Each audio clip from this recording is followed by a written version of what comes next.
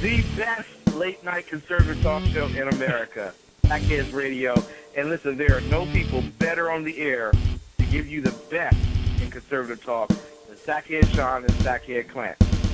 And we're working on the immigration papers for a certain other guy who happens to work here too. But for those who are tuning in around the world to the best in late night conservative talk, Sackheads Radio. Sack News. Sack News. Radio. Sack News. Sack News. Radio.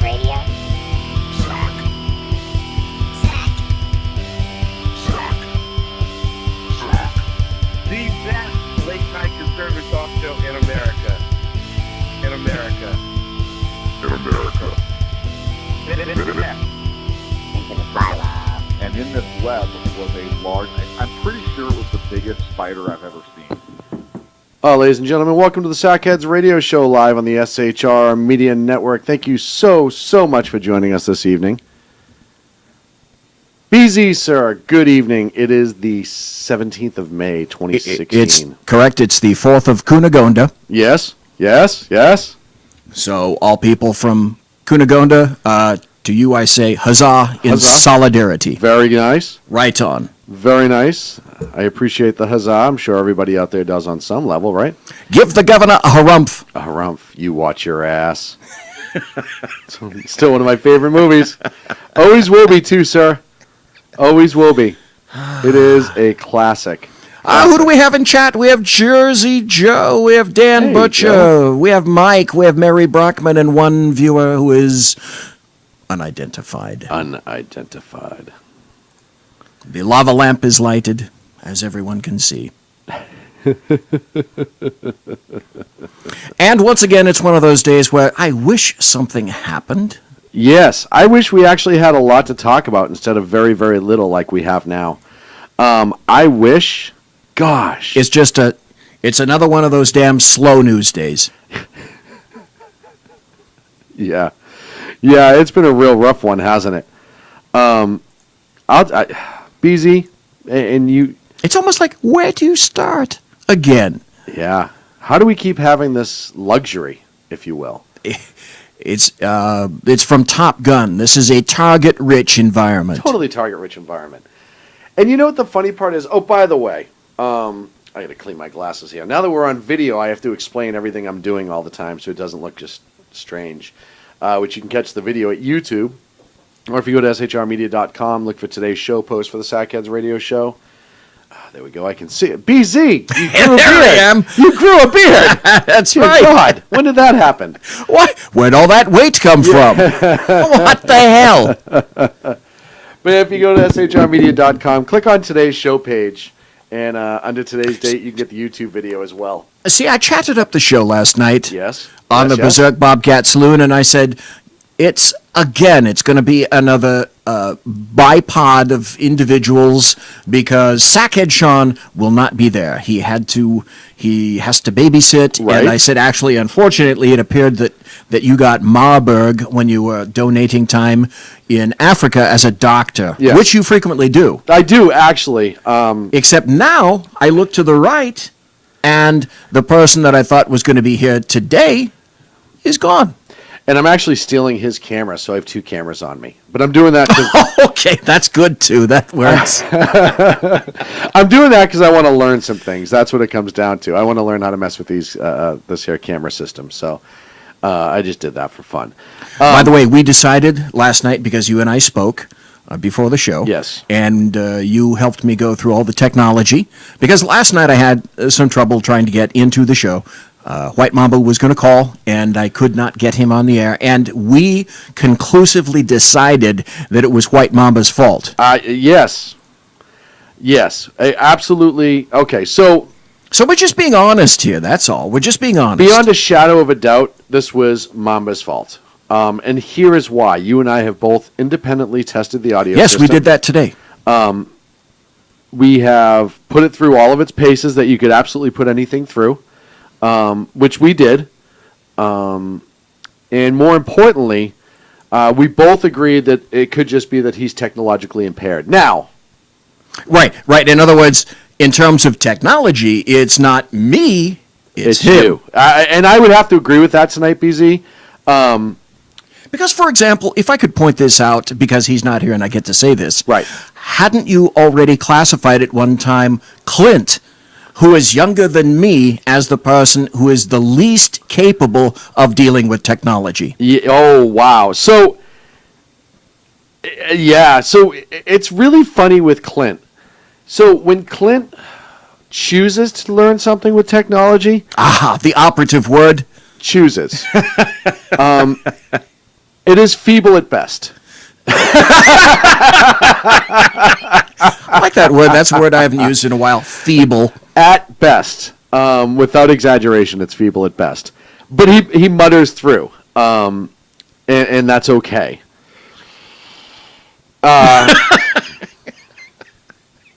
Joe says, I don't see any video, which is fine because that means that he didn't see the look on your face that you just gave now after speaking about Clint. So perhaps that's all well and good. Well, I'll have to check YouTube and see if we're on the video there. But yeah, so he's really good for the most part, BZ, when I do it for him.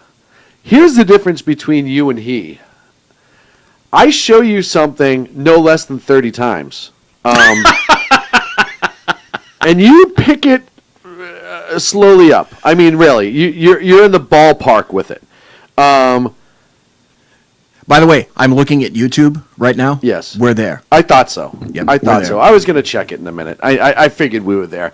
But yeah, so with you, like 30 seconds at least. 30 attempts is what I'm looking for, at least. And then you pick it up. Yeah. So, hey, sooner or later, okay, I'll grant you a little bit slow. Describe a little bit. Hey, you know what? I don't even want to discuss it. Clint, on the other hand, would be like trying to teach quantum physics. To a herring. Yes, except the herring may already have a little bit of math knowledge to be able to. When it comes to electronics, when Clint first got an iPhone, and he had a flip phone for years, folks, I kid you not, like 2 years ago, he upgraded. It was an embarrassment to everybody. I had to teach him how to use an iPhone. And I bet that was every 18 fun. seconds, he'd look at me and go, huh? Just like that. I'd be like, no, you have to do that. Oh, like this? No. Just do X, Y, and Z, A, B. Huh? And then finally I said, you know what? When you need something on your phone, just bring it to me. I'll do it and hand it back to you. Right. It's just easier that way. You know, we'll stop with the explanations. Tell you Yeah. what, let's just go from A to B, which is me getting it done. Oh, God, it was embarrassing. It was so embarrassing. That's why I have these in studio. Oh, wait, I'm supposed to cover this up so they don't get unfair endorsement. That's why I have these in studio. These are for when... Right, the Tums. Yeah. Antacids. We're not getting paid for that shit. Yeah, it's pretty embarrassing, though. He's gotten better over time. But, you know... Well, okay, when you're gone, Yeah. all right, that's where he sits, and he does run the board. Really? Yes. See, and I don't believe you. Now that we have video, I'll have proof. Yes, you will. Because I've yet to see a photograph of that. I've yet to see any sort of evidence other okay. than you, and I know you, if he paid you enough money, yeah, he'd probably lie. Because he has run the board Uh-huh. all the times that it's just been me and you, or me and him. So next week, then, perhaps we can expect that we'll have the full triumvirate back. I would hope so. I hope he's actually feeling under the weather this week. He wanted to be back. I guess his nose is running, so that must be like a marathon. Oh, How big of a thing of tissues do you think he needs? What, do they make Kleenex in the 3 foot by 3 foot size?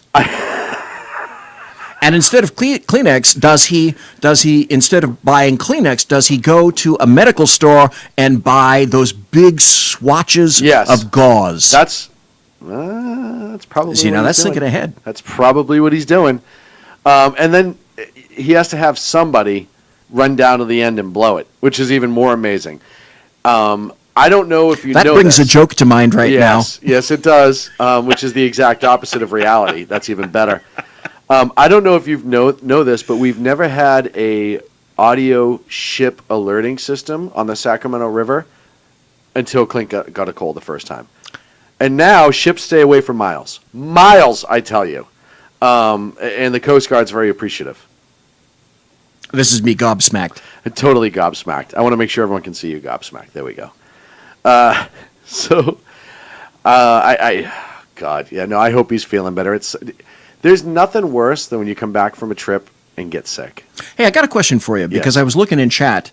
Joe said I couldn't find the YouTube feed on the SHR Media website. Okay. Is it actually on the SHR No, Media not website? yet. So as we're developing the YouTube feed, So to see it, they go directly to YouTube. or you then, go to correct? shrmedia.com under today's show post, which is the 17th of May. It should be one of the first posts right up there, and there it is at the top. If you click on that, two things will happen.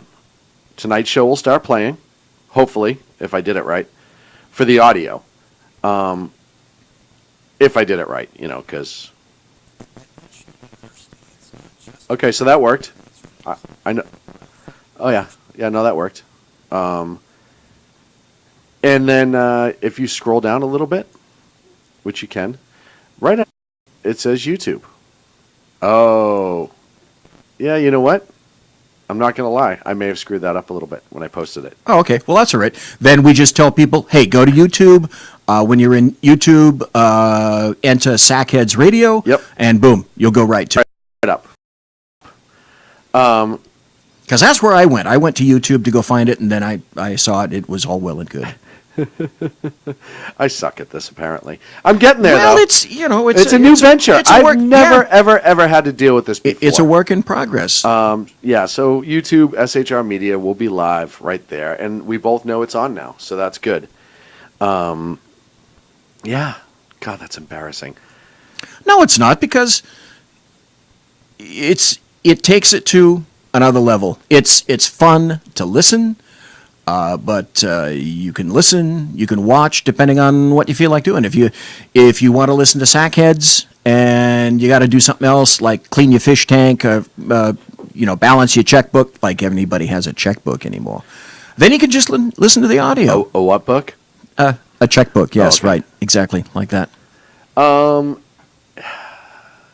let's start. Where do you start? There's so much stuff.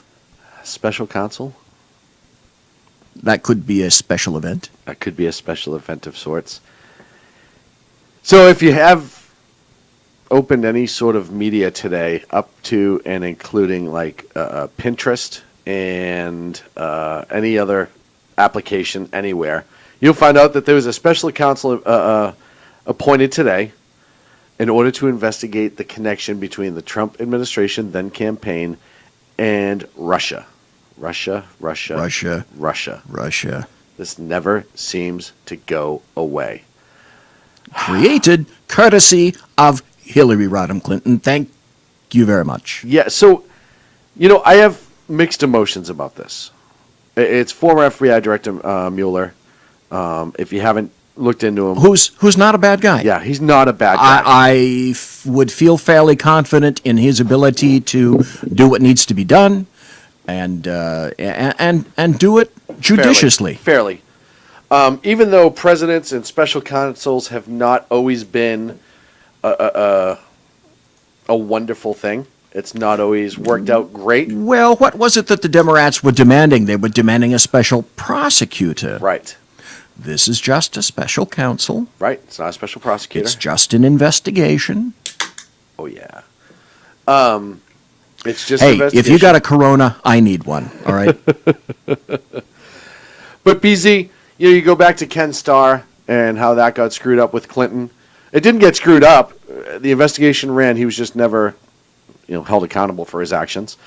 Well, it's like people were talking about Jason Chaffetz and Trey Gowdy. Oh, by the way, Trey Gowdy, for FBI director, is out. I was watching, I think Martha McCallum was Really? talking to Trey Gowdy last night, and he said, I'm out, and this is why. And this is a hell of a comment on the status of politics today. He said he was out because he's not interested in going through the crap, the political turmoil that's going to occur when people begin to background the FBI director, no matter where he or she may lay. And he says, I'm just not interested in it. I like doing what I'm doing right now, and I'm just not interested in having my life torn apart even more than it is right now. That's a sad commentary. Yeah. Well, and you know, when you have to choose instead of serving on that higher level, when you have to choose peace and tranquility because of the amount of destructive behavior that goes into politics these days, it's sad. And you know, the funny part is I think and again, I've said on this show, I like Trey Gowdy. I haven't always agreed with everything he's said and done, but I think Trey Gowdy in general is a great guy. He's a good cross-examiner. He's a good examiner. Mm-hmm. Jason Chaffetz, I would say the same for him. The big disconnect, as far as I'm concerned, is everyone expects that when Trey Gowdy, Jason Chaffetz go into a particular hearing, that they're going to get to the bottom of everything, rip it all apart, and the papers will flutter to the floor, when in fact, most of those hearings are absolutely toothless. Yes. They don't have any power of arrest, prosecution. Right. None of that. So when people go in and they say, oh, Trey Gowdy, I really like the way he talks to people and he gets to the meat of things, and Jason Chaffetz also, but they don't do anything. Well, there's a really good reason they don't do anything. It's because it's a hearing. Right. There's not much you can do. This is not open court. And it's not even like it is an impeachment vote where the House actually has some power and authority. It's really just, it's an investigation that the information from that investigation could get used for criminal activity or criminal prosecution, right? If somebody's under oath and they lie, it's usually how it goes down. Yes, unless you're one of the select few. Right, and then you can just walk away with it and then claim you have false notes. And that sort of thing. But yeah, and I understand that. Like I said, I had always hoped, at least with Trey Gowdy, especially with Benghazi, that I think he did really well during the Benghazi hearings, but I thought he could have done more.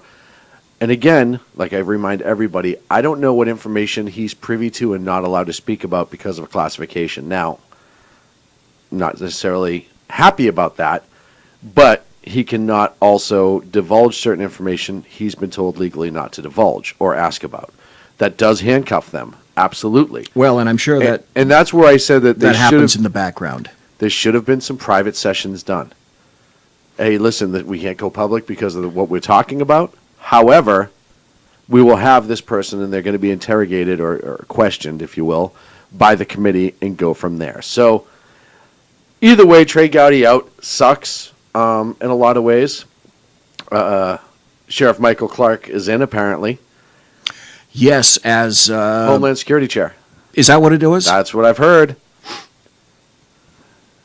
Outstanding. Yeah, I was going to say. Outstanding. It's a win as far as I'm concerned. That's a win. Now, who's in at Homeland Security for the cabinet position? I can't recall. So he's an adjunct, well, like a deputy Homeland Security. Yeah, I don't think he assistant. I don't think he's the current Homeland Security Secretary. But again, the information is just starting to come out today. So nothing has been confirmed from what I've seen from the White House. But yeah, if it's true, then I think, Homeland Security Secretary is John Kelly. Okay. All right. But if it's true, I think that's a pretty exceptional victory. Well, the good thing is about that, he's in the administration, he's part of it, and from there, once you're on the inside, the doors start to open now. Well, right, and it gets him some experience on that level. I know he's had both political and criminal experience. Listen, I think the sky's the limit for that guy. I think he's just an amazing resource that'll be used well. I would completely concur. And I don't think it's any shock of any nature whatsoever to think that he's going to go somewhere politically. Yeah. Oh, yeah. Yeah, I think he's going to be a major politician in a few years. To the point In a good way. where if I were in his county, where he's the sheriff, Milwaukee County, Yep. I'd wonder how much time he's actually paying attention to that job. Well, and I think now he's going to be on his way out. So, yeah, I do have questions when stuff like that happens. Like, hey, I get that you're trying to do something. I get that you're a politician. I get that you're hobnobbing with a lot of people. You have faces in front of a lot of TV cameras. Yep. And clearly, he had aspirations, the likes of which he's now starting to realize. And kudos to him. But, dude, you still got a job to do. You got to do it as best you can until you leave. Absolutely, and I agree with that as well. So that was interesting news. And you know what? Before we get into Mueller and the special counsel and all that other stuff, yeah, we're not going to do that yet. And the only reason being is we're 9 minutes from break, and it's going to take. We're going to be into that subject for a long time. Yeah, we are. That's at least a good half, I guess. At least, and that's Because once we get chomping on that bad boy, yeah. it'll be like a rubber cigar. So I want to pull out my kind of asshole of the week award.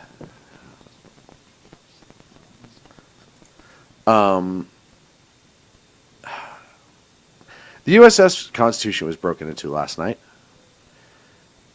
You mean Old Ironsides? Old Ironsides herself. She's currently in dry dock in Charlestown, Massachusetts. I said Charleston. I'm going to get punched by somebody back home. Holy batshit, man.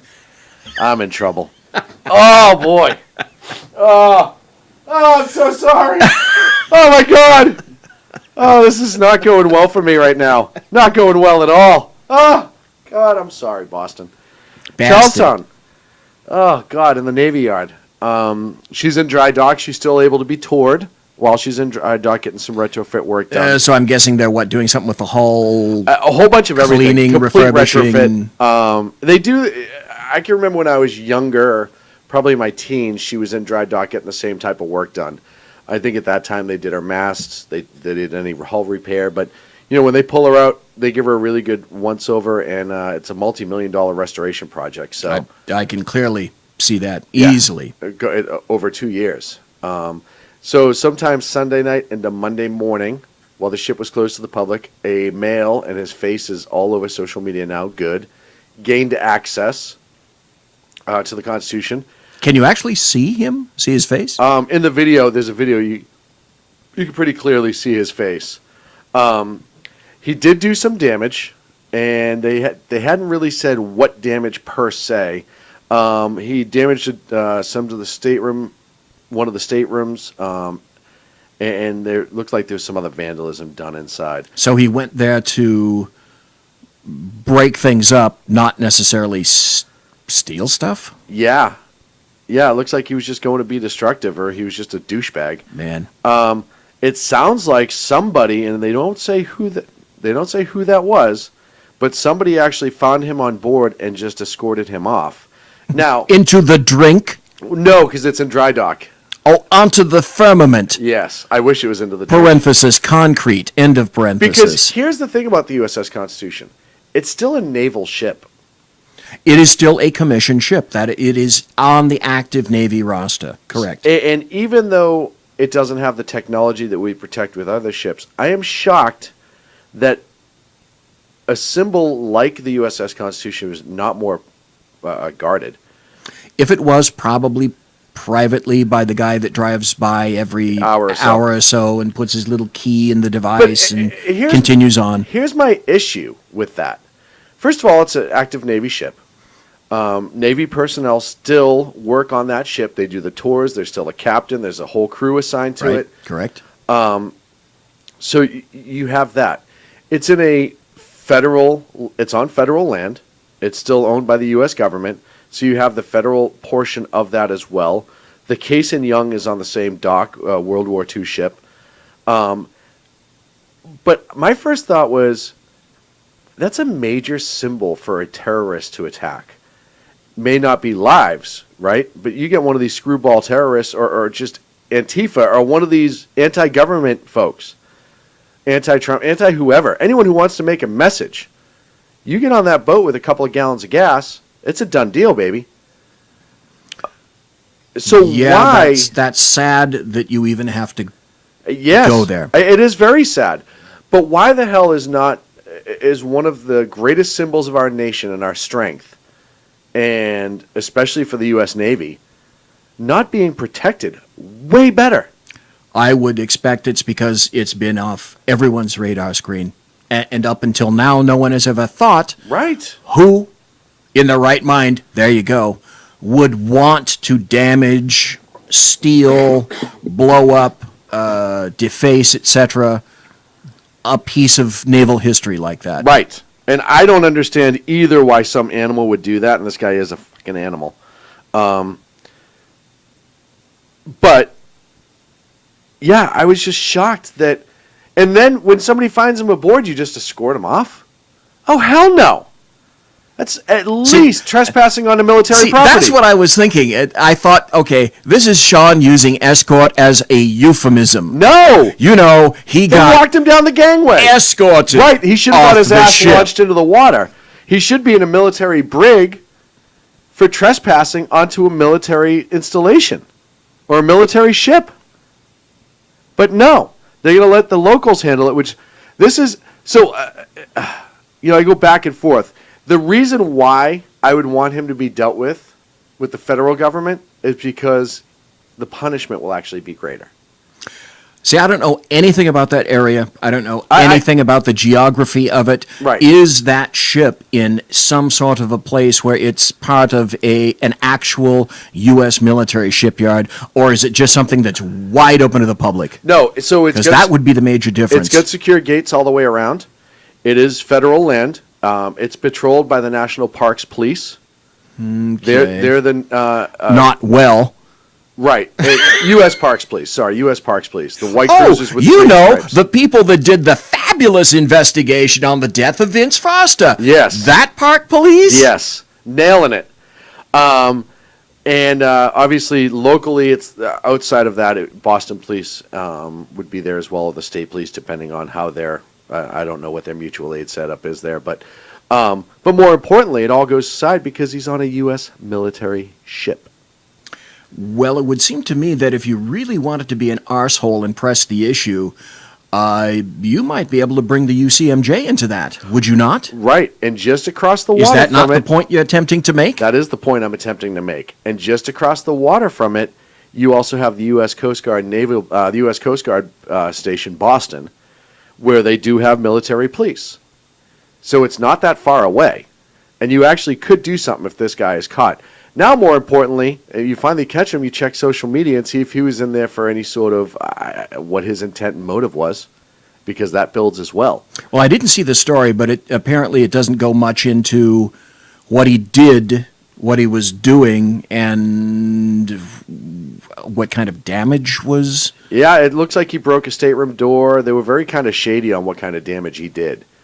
And maybe there wasn't much more, and they're not being shady. There just wasn't much info to give out. Sad thing about that is once it goes into the media, then it becomes fodder for somebody else, Yep. and it gives somebody else another idea. Yep. Hey, now we can go to these, like you mentioned, perfect example, Antifa. Now that gives people on the Antifa side, hey, if we really want to get attention to what we're doing, perhaps we should concentrate on, America's history. Well, and you look at, which they love to erase, you look at other domestic terrorism groups in the past, and yes, I'll call Antifa domestic terrorists on some level. Hell yes, all day long. But you look at ALF and all the fire bombings that they did back in the 90s and before that. And Well, all the vehicles that they set on fire, all the car lots, all the new vehicles, etc. all the apartment buildings that they were lighting on fire because just different craziness. And so it's not really a stretch. And I want to know why the hell this ship was not protected better. My guess would be today It is. it's going to be. It is, right. And there's no barrier on the water side of things either. I have been up next to the Constitution on a boat, within reason, 10 feet.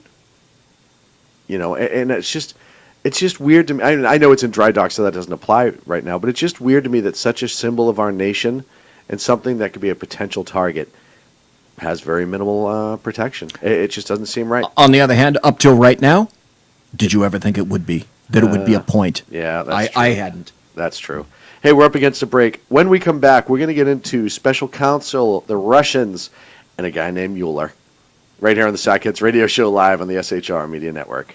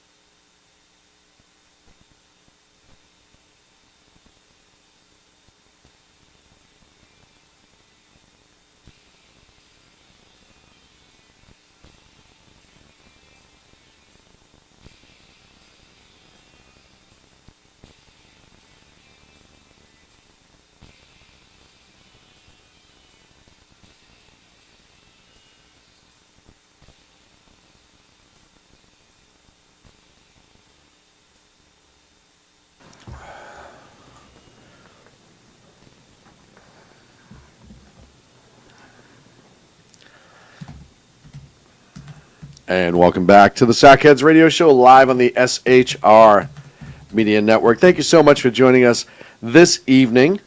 Oh, yeah, look at that there. Wow, look at that. We are on YouTube. It works. I had to try, right? Why not? And I'll tell you something right now. I want to hear something right now. If you go to SHR Media on YouTube right now, it's right there. See? Just so you know I'm not lying. Oh, wait. Okay, now you're using that camera, not the one on the laptop then. I could if I wanted to. I could do this. I could do that. I don't want to. Not right now. So you're using the... I'm using the remote camera. The remote? Okay. Yeah. But as I look at this little quadplex, quad frame thingy that's on right now, and it's me and you and a couple of... I look good. You always look good. But I mean damn good this time. No, I mean damn good too. And you, my friend... I look fuzzy. Yeah, and fat. It looks like... On the other hand, that's my job, is it not? It looks like... Where do you... Folks, I'm talking to you right now. Where do you think the name Bloviating Zeppelin came from? Bloviating as in mouth trash, Zeppelin as in terms of avoirdupois. Okay? Oh, look at you. So, regale in the courtly form of the bloviating Zepulus. There he is in all of his glory, ladies and gentlemen. And the lava lamp is actually doing interesting things now. I know. So I don't want to say what it looks like because it's kind of nasty. It almost always looks like that until it gets really warm, and then it becomes Lava lampish. Yeah, lampish. Right now, it's Lampish. sort of lumpy. Yeah. Sort of like spoiled gravy, Yeah. if you will. Eventually, it'll become all round and bouncy, Yeah, very bouncy. Very bouncy. And you know what's funny, too? like me. Like you, round and bouncy. Not as bouncy anymore. I don't know if you bounce In my as much. bouncy days, In your bouncy maybe days, yes. mostly behind me. I do have to tell you, though, there's a young man on the wall behind you in the video who is just a handsome little son of a bitch, and I'll tell you that right now. So I forget I used to sit over there a long time ago. You mean Larry Elder? No. My son's up behind you. Oops. Larry's to the right. You can't see him in the frame. Oh, okay. FBI. I'm sorry. Special Counsel. Mueller. The Russians. Your initial reaction, sir? Overall, in a big umbrella-like overarching thing, this week, and the week isn't even over yet. Yeah. This week and last week have been nothing. It's just like I said on my show last night. All this crap that's going on now is all about process. Process. Process. To which I ask, okay, where's the governing actually getting done? Right. What is it that any of these people are interested in doing for the folks, the taxpayers of the United States? It's all focused on the process of this crap. Yep. And in the meantime, A, nothing appears to be getting done, and B, even if it were getting done, it wouldn't be covered because everyone's focused on all this process crap that's going on that does nothing for the American taxpayer, for you and me, and the Right. people listening, the people in chat. Where are we? We're cream cheese. We're kicked to the curb. We don't matter. All these assholes in D.C. are doing nothing but navel gazing Yes. right now. Yes. And it's all about politics. It was begun by Hillary Rodham Clinton, aided and abetted by the Democrats. It's process, and most of the American public couldn't give a shite less about what's going on. They want to know how Donald Trump, president, is going to take care of them and begin to do what he said he's going to do and solve problems. So here comes Mueller in as special counsel, because I'm sure the Democrats had all sorts of meetings saying, we're not going to do a thing until you either get you subsume our wants and our needs and our demands. You either get a special prosecutor in there or a special counsel. We're not going to do a thing. We're moving forward on nothing. Here's the amazing part, though, BZ.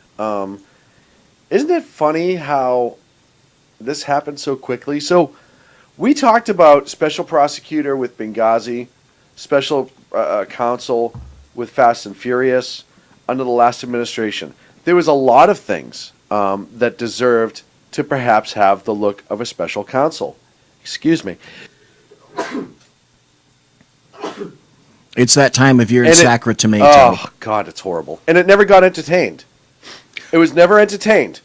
Within... You know why? Right. Because it The American media maggots were not behind it. Very good. That's exactly why. Now, 5 months in, and I can't tell, the damage is done because of what was said, not because if there's any evidence that any wrongdoing was done. That's my sad problem with how this has been handled, right? Like you said, the American media maggots just jumped all over it. It did not matter for an iota of a second what was fact and what was froth and what was fiction. They jumped all over it. I forget the gentleman's name. He's a former SEAL, was on CNN, and he was talking to a whole bunch of libtards about this. Oh, I played that cut last night. Yes. Yes. And he tore them apart. He's like, you Well, keep, and you the keep only talking. The only thing that CNN, that the CNN chick to the right had to say about him is that he cannot assail the good reporting of CNN. How dare It he. wasn't anything about, the facts, the fact patterns, what's truly occurring. It was about the CNN reporters. He's assaulting the CNN reporter's integrity. Right. Oh, please. Well- I roll my eyes at that. And these sources that they use, unnamed sources, and that was this big thing of, hey, you have something this big, you come out with it, right? If this is true and you have something that big, you come out with it. And I thought it was a great argument of like, yeah, you know what? I think Jersey Joe said last night that he has an unnamed source in D.C. who, has a picture of Comey dressed like a clown chasing a donkey, or whatever it was. It was funny, but it's true. You have unnamed sources. First of all, is this the same person that's leaking things to the press? Well, it sounds like it, huh? And is this the same person that's done these leaks in the past that has been an issue? Was it from both administrations? Is it somebody who carried over that's leaking these things? Maybe we should start looking at that person, because it's starting to breach beyond just First Amendment media, and now we've talked about before with classified information. Now it could very possibly be crossing into classified information. Because if they know what the president told the Russians, and they knew it was classified information, and if the president was wrong, and I'm just going to use that as an example, I'm not saying he is, but if he did something wrong by sharing information he should not have, and then this person is now sharing with the media that same information, well, they're doing something wrong as well, because this isn't just First Amendment letting the media know, you're sharing state secrets, if that's what it amounted to. And now it's a problem. Again, as per normal. So the American media maggots do not want to hear anything about leaks. It's about not the manner or means in which it was delivered. Right. It's all about the information, false or not. Right. So, stop. Let's go back a little bit. What do we have? We have an individual who telephoned a New York Times reporter, allegedly, and read this memo over the telephone to a reporter. Yes. We also have information indicating that Comey wrote this post-firing. Right. Stop. 2 words. If he did that, and that was the chronology. Self-serving. Yes.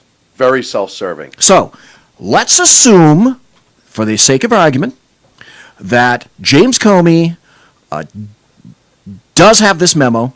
It does exist.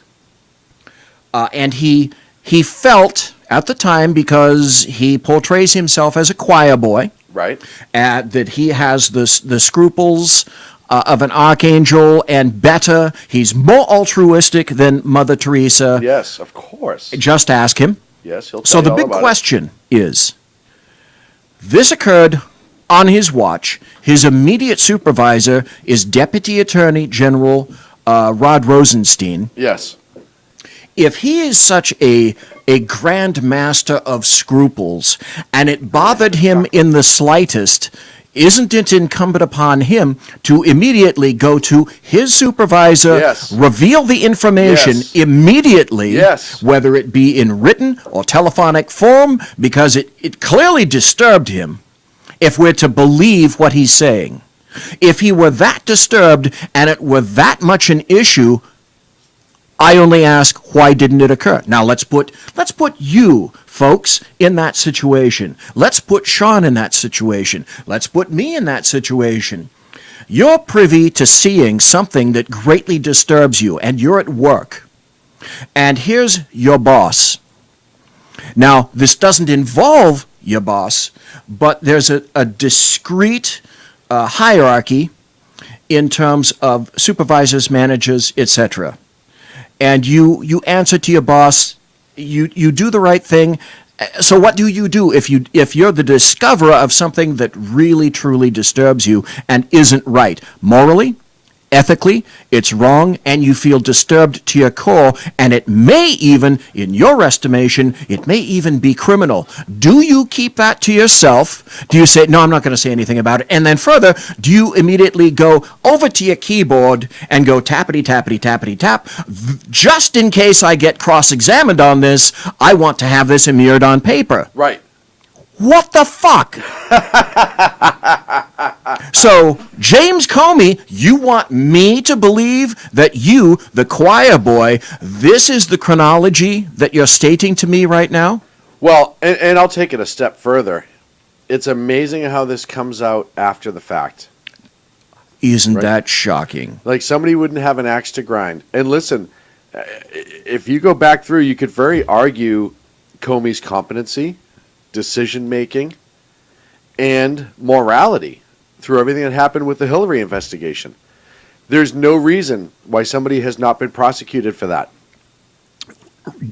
Right? Rod Rosenstein's 3-page, 4-page memo, we read it. Yep. We read it last week. Yes. Here on Sackheads. Yes. And he laid out a point-by-point, very specific argument as to why Comey had to go. It was logical, it was concise, and it was accurate. Yep. Comey has lied to me, to you, to the American public numerous times. Repeatedly. To the point where... That's the scariest part. It's happened to repeated. the point where I'm getting tired of saying that I was right all along. Right. I'm not when I retired, I wasn't a lieutenant or a sheriff or a chief of police. I was a little fat, dumpy cop, but I know how to conduct an investigation, and I know how to take a specific statute of law and under a set of given circumstances apply or not apply that particular law. Right. So Comey, again, this is broken record time, specifically went out on July 5th, when very first and foremost, he should have taken a large cup of shut the fuck up. Why was it that you needed to go out in public and make this announcement anyway? You could have written it on a memo and shipped it right over to the Attorney General's office. But no, you had to make a press conference out of it. Okay, so that's where we are. He goes and makes a press conference out of it. Then he lays down, again, bullet point by bullet point by bullet point, why Hillary Clinton needed to be prosecuted, and then miraculously Nothing concludes happened. that because he's the Department of Justice, he's the Attorney General, and he gets to decide whether or not Hillary Clinton is going to be prosecuted, and takes that power away from Loretta Lynch at the time, who, by the way, didn't mind him doing that because No, it covered her ass. she knows what a political hot potato that is. Oh, it covered her ass. So she doesn't mind him making that decision for her. That leaves her over in the pile of survivors over here. Which, by the way, I hate that show. But go ahead. He does that with that argument with Hillary Clinton, and again he does that with that argument with Huma Abedin. Right.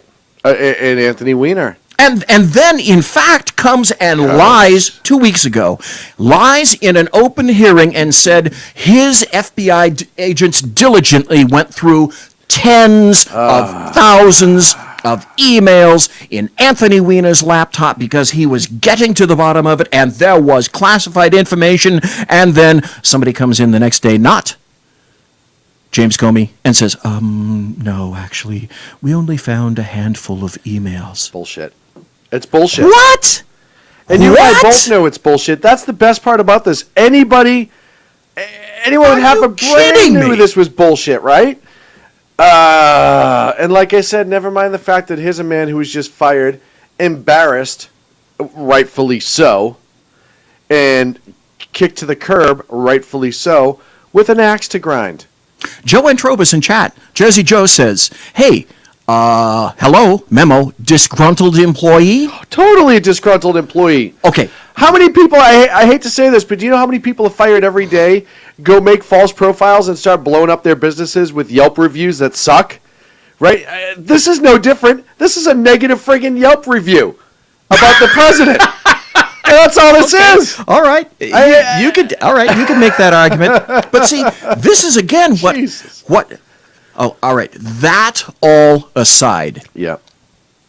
what about the argument about sourcing in news today, in journalists? It's like I say, news about the news is news, according to the news. So, as an investigator, could I hang a murder charge on one piece of evidence that I have? One piece. And by the way, I'm not going to show it to you.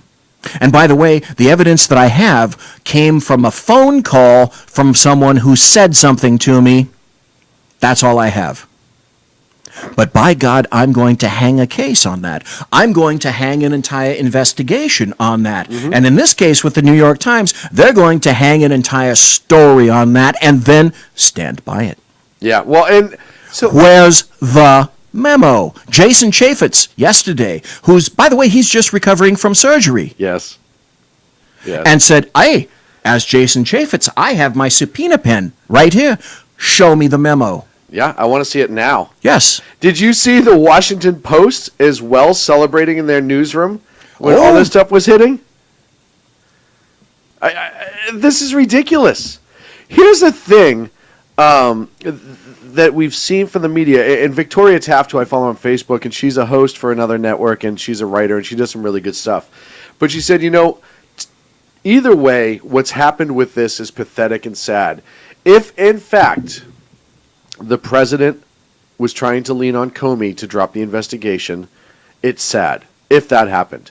But number two, if this is a giant fabrication from the media, it's almost even worse, because the one thing that's supposed to be the guardian of the republic is supposed to be the last resort of the people against the government, free press, is gone. They're the guardians of their own paychecks. Well, now they That's are. all they're not guarding. that was not the intent, though, of the First Amendment. The First Amendment is that the media, or at that time news, the press, was supposed to be reporting fair and honestly to keep the government in check. Right? That's what it was for. The press is all about keeping their checks Now, going. right. And that's what, And clickbait. but that's what Victoria said is, so, or the third one, the former director of the FBI is so childish that he made all of this up in an effort to smear his former boss. Let me throw this out into the Either ether. way, it's a shit show now, right? I mean, seriously. Yes. Either way, it's turned it into this cartoon act It's that it's just pathetic. no law is getting done, no governing is getting None. done. None. This is just about, as I say, it's process. Right. It's navel gazing.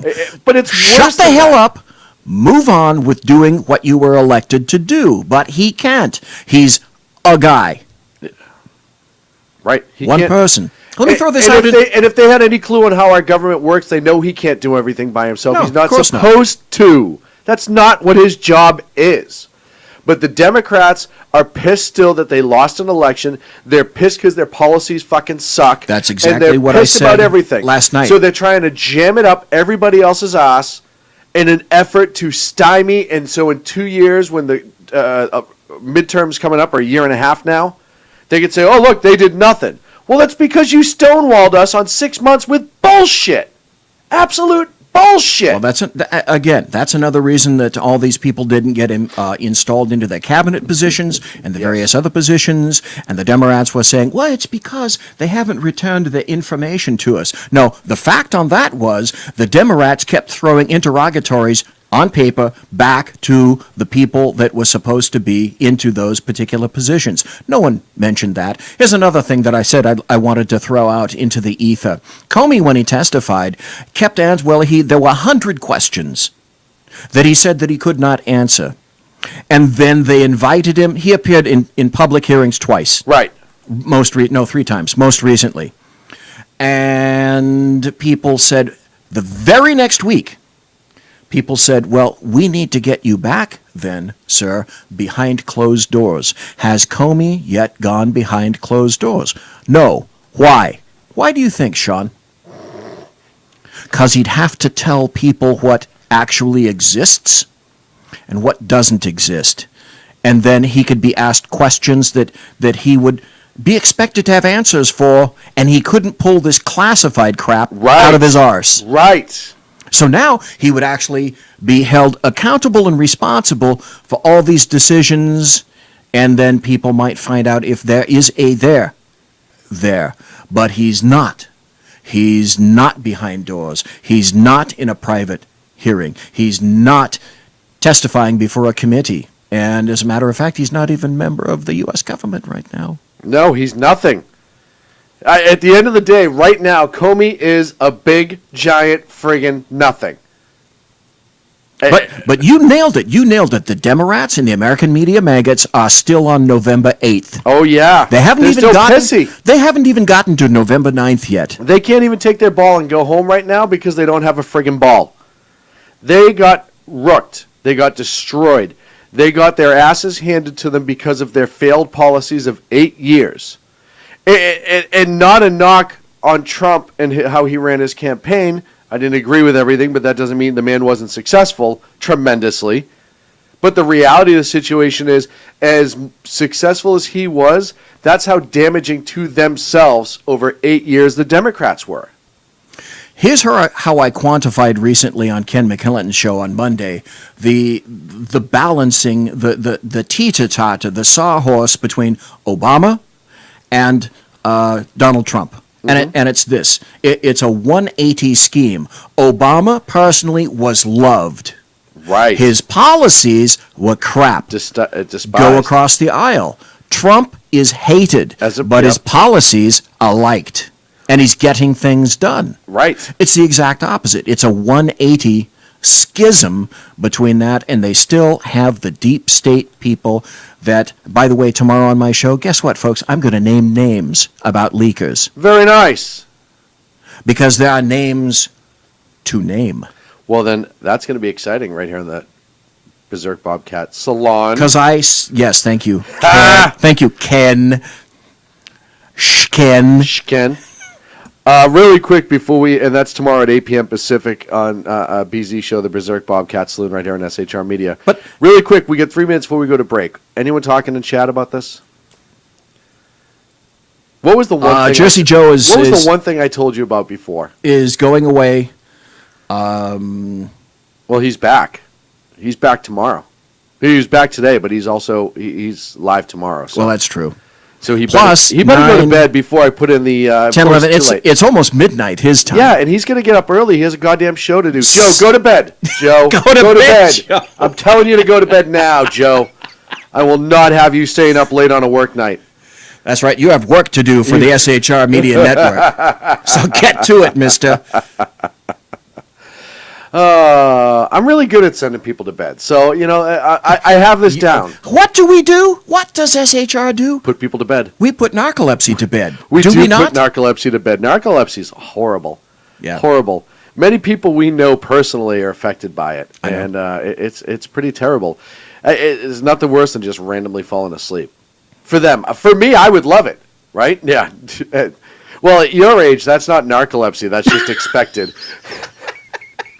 Folks, remember, you can't see this, okay? This is not here. And for those of you listening and not on video, nothing happened. And for the record, it's not elder abuse because you could leave whenever you wanted to. I still ask for the media.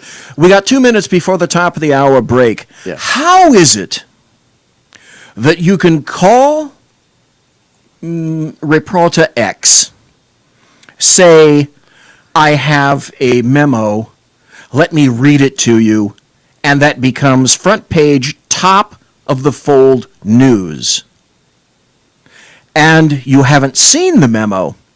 Well, here's the other thing. If this memo is so important and it does really exist, how or why is it that the provider of this memo couldn't somehow find it within themselves to walk over, deliver, have a third uninvolved person somehow get it from A to B so that the said reporter could look at that and go, oh my God, here's the text of the memo right here. Because remember, there used to be sourcing.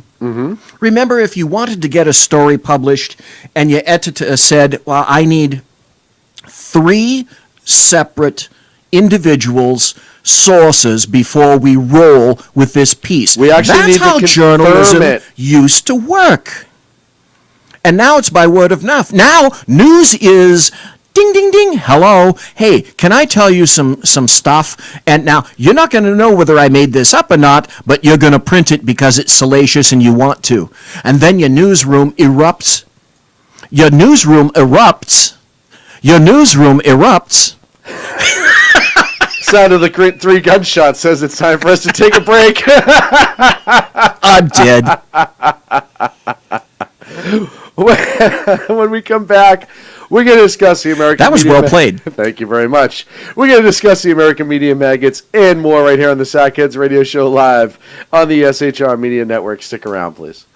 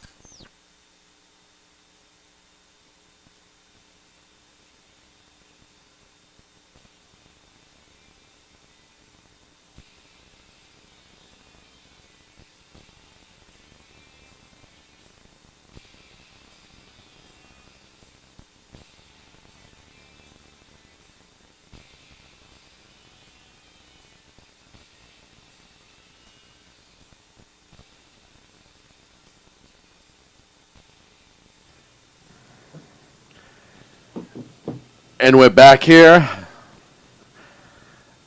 on the Sackheads Radio Show, live on the SHR Media Network. Thank you so. And I lost BZ. Oh, I lost BZ. I don't know where the hell he is. Oh, wait, the phone's ringing. The phone's ringing. Hello, you've reached the SHR Media Network studios. How can I help you? Hello, is this the SHR Media Network telephone? BZ, yeah. What the hell happened? Where are you right now? This is ridiculous. I'm making a phone call just to see if the phone system works. And it hasn't changed from yesterday, has it? Nothing's changed. Are you just proving a point to White Mamba? Is that what this is about? No, nothing like that. Ooh, sorry, the police are coming. I have to go. Get your ass back in here. We have a show to do, goddammit. Oh, so it works. For the record, if anyone was listening last night, it was not BZ's fault. Somebody may have a phone problem, is all I'm saying. So, before we go to break, we're covering the American media maggots, as you so affectionately call them. I love them. I can tell. You bring up a really good point of how journalism, this isn't journalism anymore. That's No, the it problem. isn't. I wouldn't even say, there we go. I wouldn't even say it's reporting. It is. See, the same thing that the American media maggots accused George W. Bush of Yes. being incurious Yes. is exactly their current state of affairs right now. They're completely incurious. They do not have inquisitive minds. No. They are not accepting of anything that challenges their newsroom's point of view. Well, and here's how you know just how jaded it's become. They have turned what is supposed to be journalism, and they have turned it into reality TV. That's what this is. Very, very poor reality TV. But almost like which I hate reality TV, but like the old reality TV where like they'd put two guys in a house and then like start turning the heat up slowly, like some sort of bad science project or medical study. Or just all these different things they do to drive these people to the edge so they can embarrass themselves on national television to make a couple bucks. That's what they're doing to politics. They're making, even more so, that's what they're doing to the people of this country. It's destroying... They've created this divide. Yes. It's destroyed civility in this country. You've become, you go on Facebook now, and anyone knows me knows I have more than one Facebook account. I have my SHR Facebook account and my personal one. But now on both, and it used to be I kept my politics on SHR, and my personal one was just personal. But now both sides of it are just vitriol and politics 24/7, which is fine, except for the fact that 7 years ago it was not like that. People still had common discussion. People were still engaging. Now we have Antifa. We have all of these people not being able to speak at colleges because of the violence getting so bad.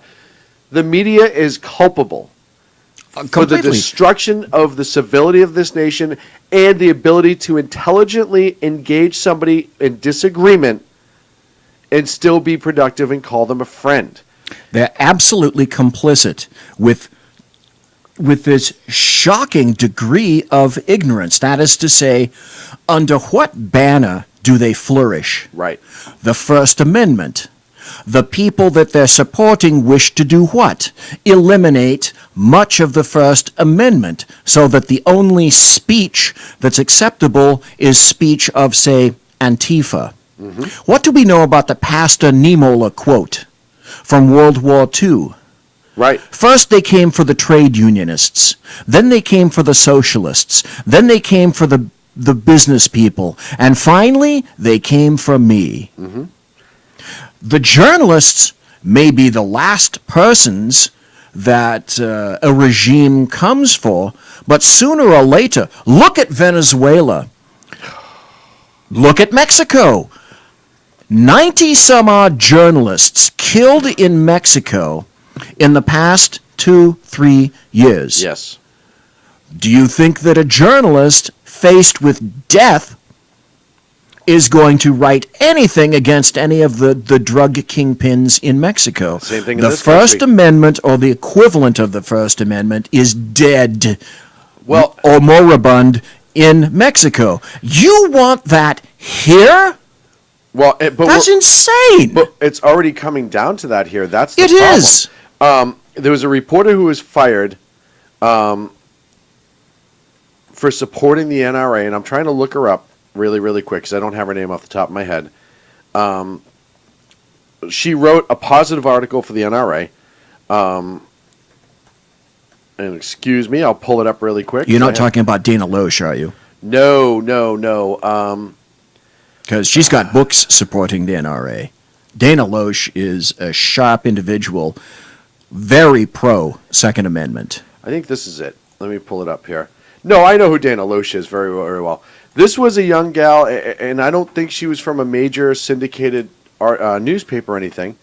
And I'm trying to pull it up now. Mamba in chat makes a very interesting point. He says it's really getting old, so old already. We support Islamofascists speaking all day long at schools. Brandeis University, number one. Yet Milo makes a mistake on YouTube 7 years ago, and he loses his book deal, his CPAC speaking engagement, all of that in one big bundle. Gone. Mark Stein Yeah. getting stomped all over and then sued in Canada. Yeah. Oh, And Trudeau wants to clamp down even more on speech in Canada. yes. Trudeau's really locking it. People don't realize what a scary little son of a bitch Trudeau is, and how that man is just frightening for a lot of different things. But you're seeing, was Stein the comedian who was fined in Canada for free speech violations? No, Mark Stein is a conservative columnist who speaks. Oh, that Mark Stein. I'm sorry. You're right. Who speaks There kind of was- like me, and he had an article in. Damn, I can't remember. I don't remember the No, I remember Mark Stein though. Maclean's. It was in Maclean's magazine. That's what it was, and he was taken before a board in Canada about speech, and sued. He had to spend money to defend himself. Well, there was also a comedian in Canada who committed first what we consider free speech violations, and he was fined tremendously and sued as well. I finally found the article. Sorry, it took me a few minutes. Conservative columnist who was suspended by the St. Louis Post-Dispatch after she defended the NRA from comparisons to ISIS was fired. Dan says Stacy on the right. Yeah, Stacey Washington, after a column entitled "Guns in the Media," disputed an NRA article that argued some more Americans die from guns. But essentially, she wrote this article, and this was back in May 5th, and then was fired because she defended the NRA. It's already happening. This is what happens when you have somebody who thinks outside the box. And you look at parent media companies. What show was canceled this past week? Oh, yes, the one that was the number 2 rated show on ABC, Yep. Last Man Standing. Yep, Tim Allen. Because Tim Allen had the temerity to actually announce his support of President Trump. Yes. So, goodbye, see ya, wouldn't Well- want to be ya. Well, and on top of that, he also, the show itself, the guy's a conservative. Yes. He's a Christian. Yep. He's got conservative values. And they kiboshed the show for no reason whatsoever. Except his views. Right. And they could do that. And Sure this they is what, can. This is what people need to understand. But this is how in the tank they are. As a number 2 rated show, you're making really good advertising dollars for that network. Right. And for your political views, you don't mind seeing those dollars go away. Well, and here's the sad part about it. And I remind everyone this. When you have ABC, which I think, was it ABC or CBS? One of those two, whichever one it was on. I can't remember off the top of my He head. was on ABC. ABC. Last Man Standing? Yes, ABC.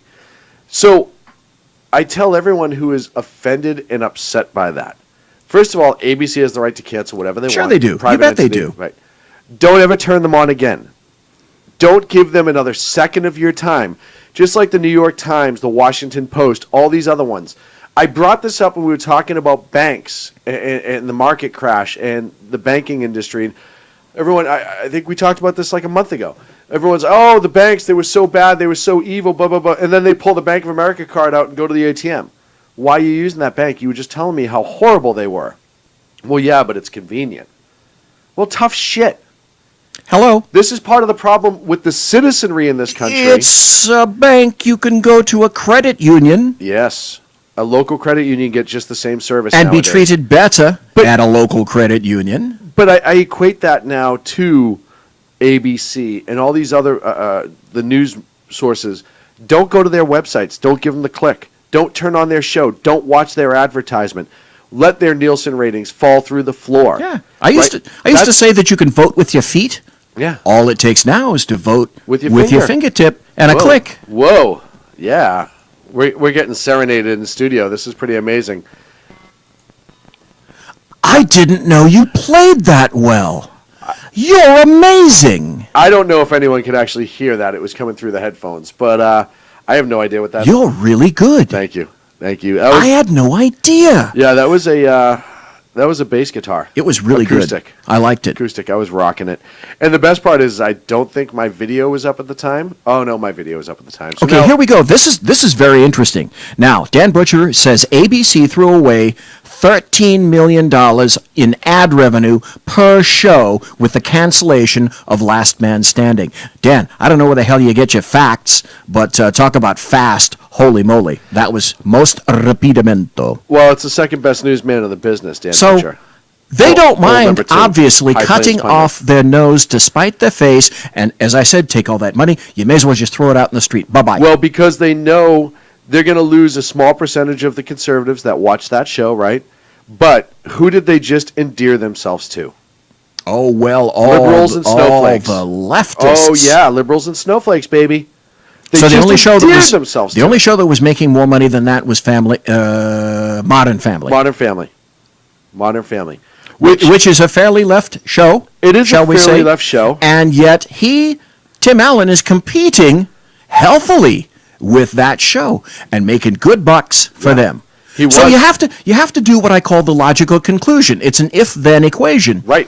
If they're making good money for ABC, and if the ratings are not tanking, and you're removed from the schedule, then what can you conclude?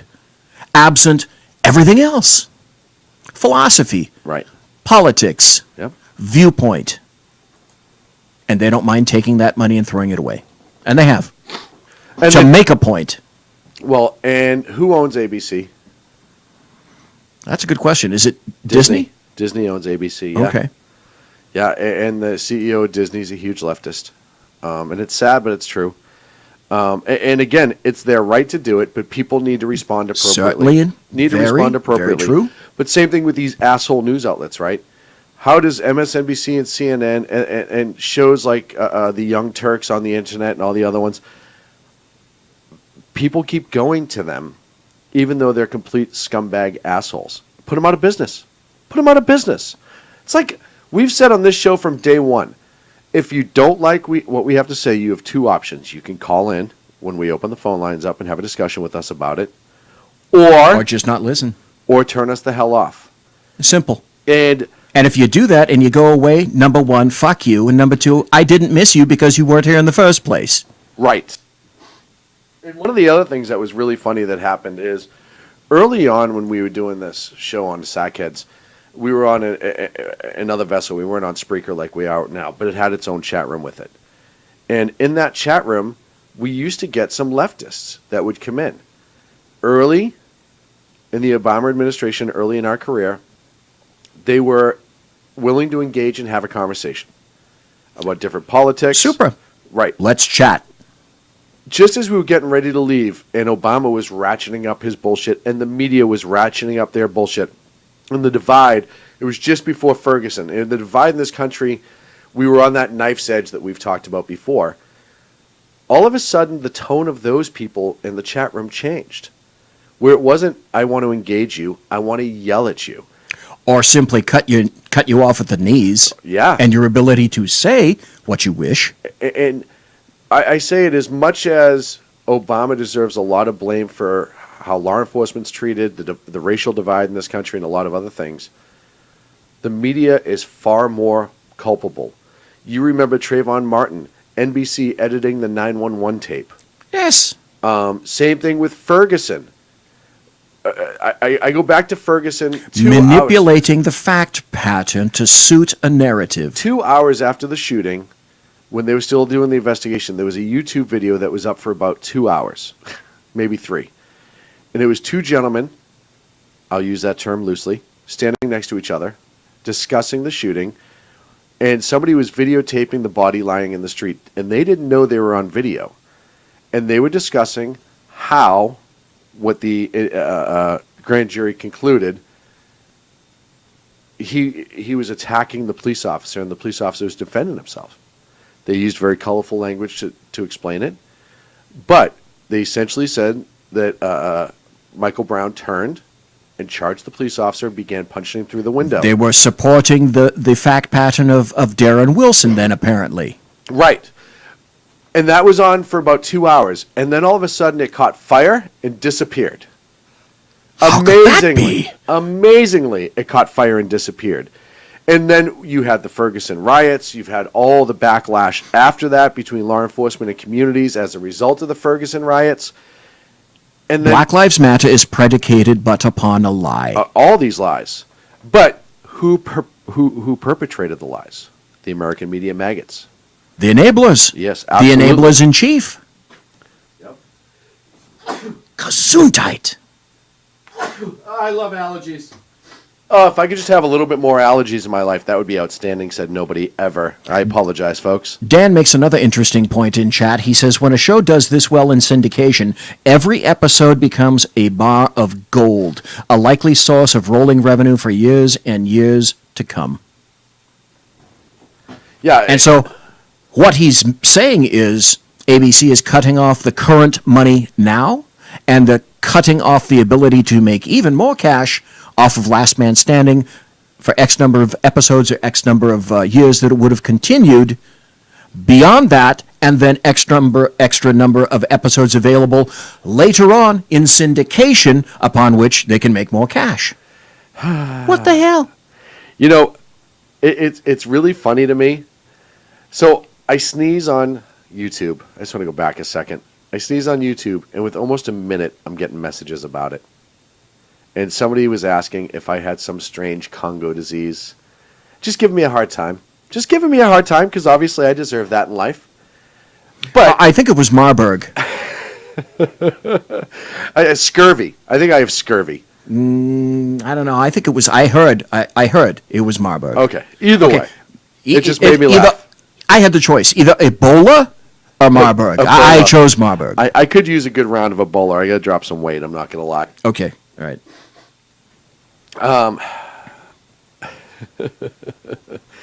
But yeah, going back to the point, what's happening with that show and the amount of money that it could have made, that they were willing to chop and throw away. They'll still make money on syndication, because even though they canceled the show, you'd better damn well believe they're going to run syndication, because that's where all the coin is. Well, yeah, because they're already said. I think Dan said in chat there were already 130 episodes. Yes. That are going to be available for syndication. But if they'd let this gold bar keep going, it could even rake in more money. But that's the degree to which these people are in the tank. Insane. For a political philosophy. It is insane. Absolutely insane. And that's the scariest part. It used to be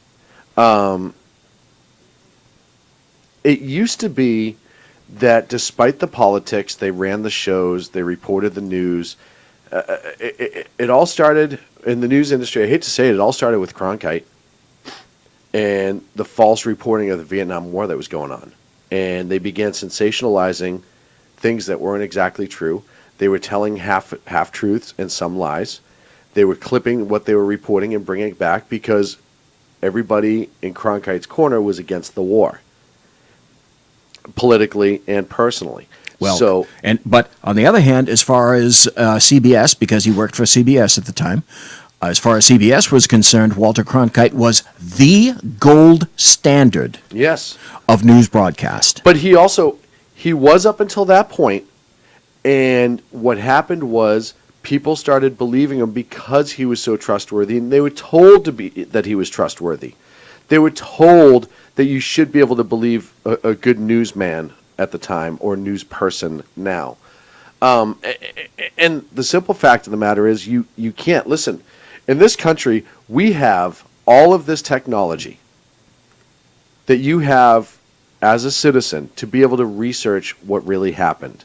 Yes, you have the Facebook troll and all these other things, but if you do some digging, if you really want to get passionate about a subject, and you get to source documents and facts and all the other things that we've talked about in the past, you can cut through the froth and the lies, and you can get to the reality of it and the truth behind it, and become more intelligent and informed in your decision. You've, in a roundabout way, also premierly stated the reason that the American media maggots are in revolt as well. Not only are they revolting, which is granted, they're revolting because what you just said means to them a loss in readership, a loss in cash, a loss in power, and a loss in control. That's where the meme of fake news came from, because as far as they're concerned, just ask them, they are the gatekeepers, the arbiters of what real news is. And if it's not them, if it's not coming out of their mouths, then it has to be fake news. Yeah, well, BZ, but here's the difference. You keep telling the lie until it's the truth, right? That old saying. Joseph Goebbels. Yep, you lie and you lie and you lie and you lie and eventually become the truth. And the guy that you talk about, pre-Goebbels. Bernays. That him. Bernays. Yep. It was there with Bernays as well.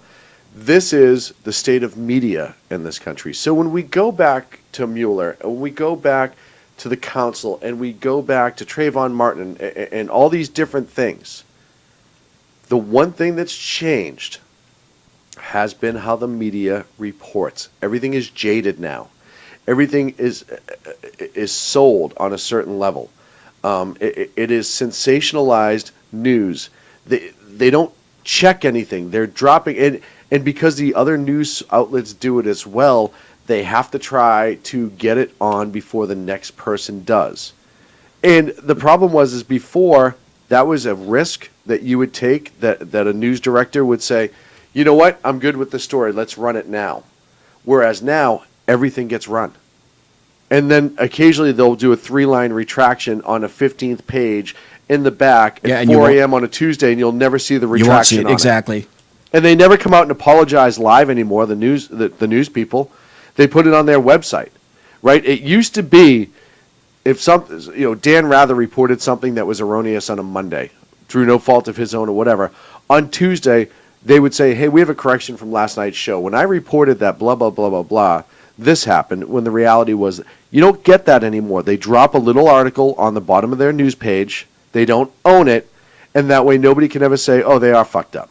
Or you do what the Sacramento Bee does, which for people that don't know what that is the city of Sacramento's, county of Sacramento's leftist rag, the only surviving newspaper in town of a massive leftist bent. And when they have a correction or a retraction, it goes into the back page in, say, section C in really small print down at the bottom. It's usually under the page number.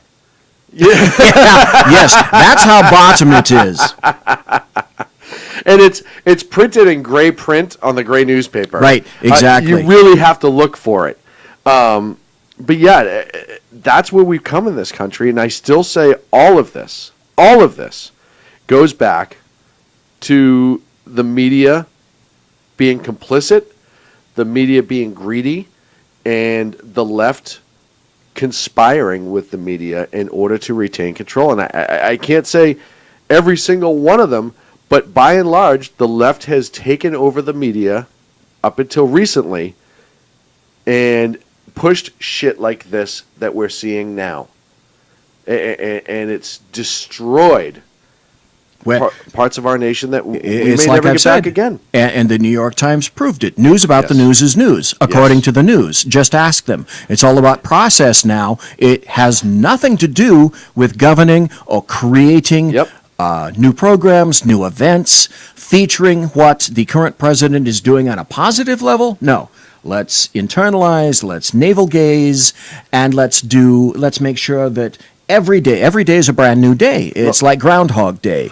It's like historical Alzheimer's. That's what the news has. They have historical Alzheimer's because as far as they're concerned, yesterday, we don't even remember anything about yesterday. Right. Today is the only day that matters. Don't read books. Same thing happens with leftist politicians because look how many people were upset about Comey being fired who not 5 months ago were demanding he be fired. Are you serious? Are you trying to intimate that leftists are hypocrites? Assholes sometimes. Shame on you. I know. Fie on you. Okay. That's fine. I'll take that. You know what? I deserve that. You did. And I wear it like a badge of freaking courage. Well, you should.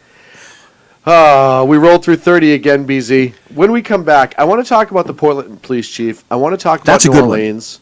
And there's a couple of, and I want to talk about not Eli Manning, Chelsea Manning, or whatever the hell her name is now. Eli Manning, right. All that and more here on the Sackheads Radio Show live on the SHR Media Network. Sorry, Eli, but not really.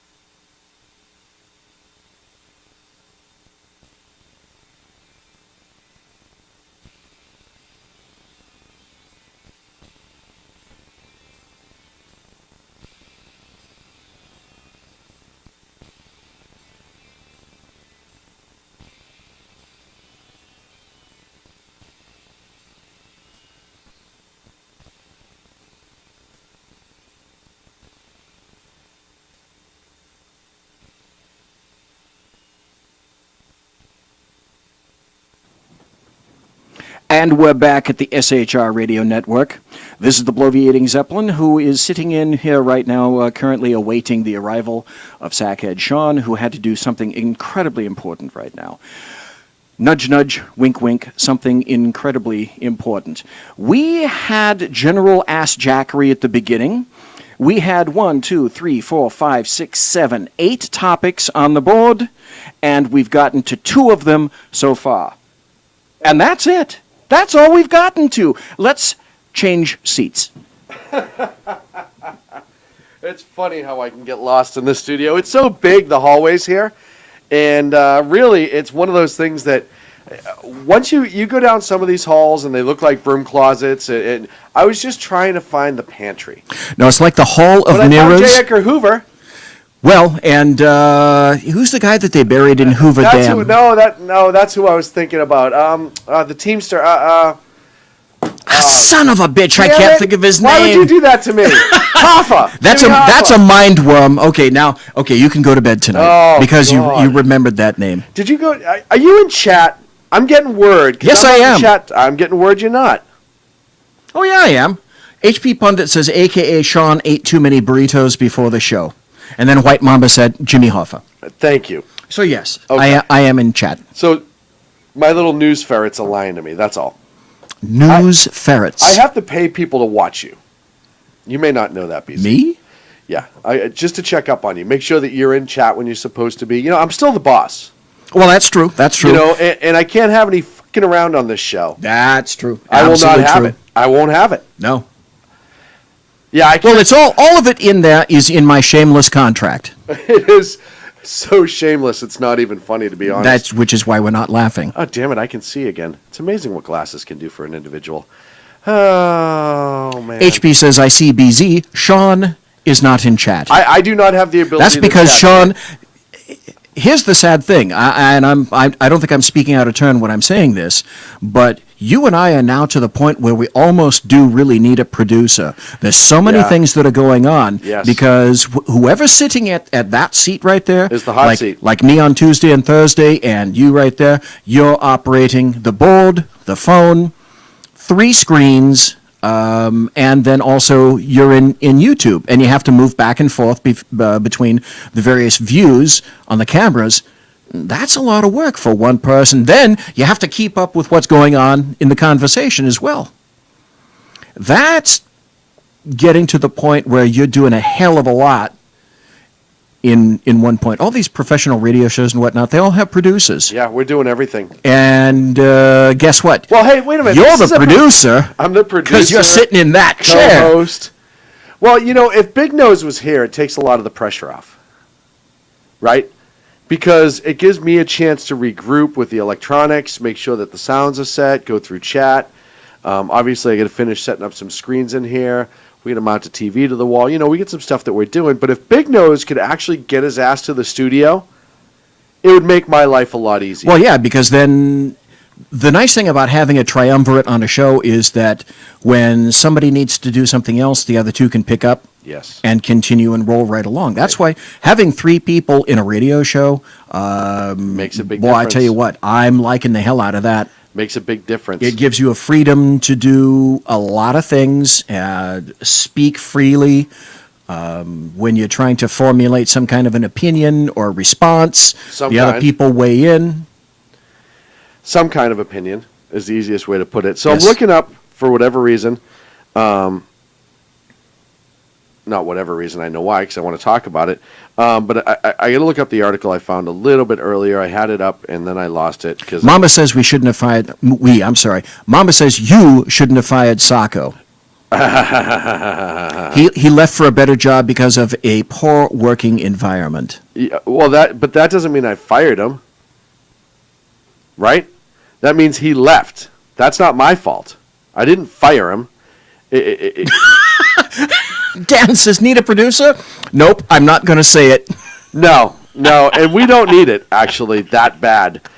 So there's a website, Blue Lives Matter, reported today, as a matter of fact, May 16th, the 17th. Portland PD wants a chief to fix, the new chief wants to fix racism. Yeah, but not just any kind of racism. Yeah, I'm going to read this article probably good a way through, because there's a lot to be said about this.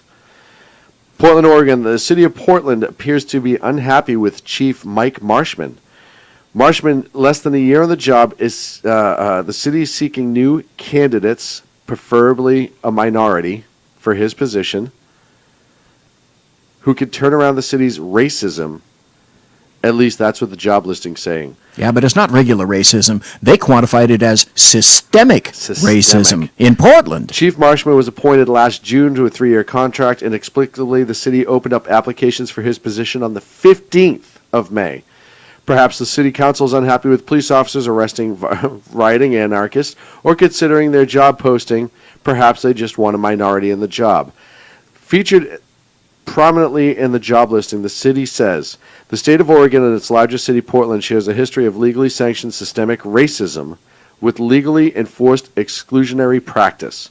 Given the history, the successful candidate must demonstrate the capacity and commitment to expand on existing strategies to improve relationships with the service provisions to Portland's community of color, ensuring the equity is bedrock of policing in Portland. Ladies and gentlemen, the city of Portland is essentially saying that the police are all racist. And it's Every systemic. last damn one of them. But it's amazing how it wasn't until, and I can tell you right now, a month and a half ago, you had, I think there were anarchists protesting in downtown Portland, and it was the first time that I can remember seeing the Portland police engage them and start arresting people. It happened on a trolley line. Yep. Or their light rail system. And you had riot police come in, start arresting everybody, dragging people to jail, all this other stuff. Up until then, Marshman was in pretty good graces with the city of Portland. And now all of a sudden, he's on the outs. You have a liberal city like Portland. Portland is one of the biggest bastions. I would honestly say when it comes to liberalism, It's right up there with Berkeley. it is right up there with Berkeley, San Francisco, New York. It's pretty crazy. And then you have that weird hippie element that they have in Portland, which they have. You have They call it Portlandia. yeah. I believe it's Portland that has an openly socialist member of its city council. Likely. I would expect no less. And now all of a sudden, they want somebody who is a minority. So first of all, there's discrimination right there, right?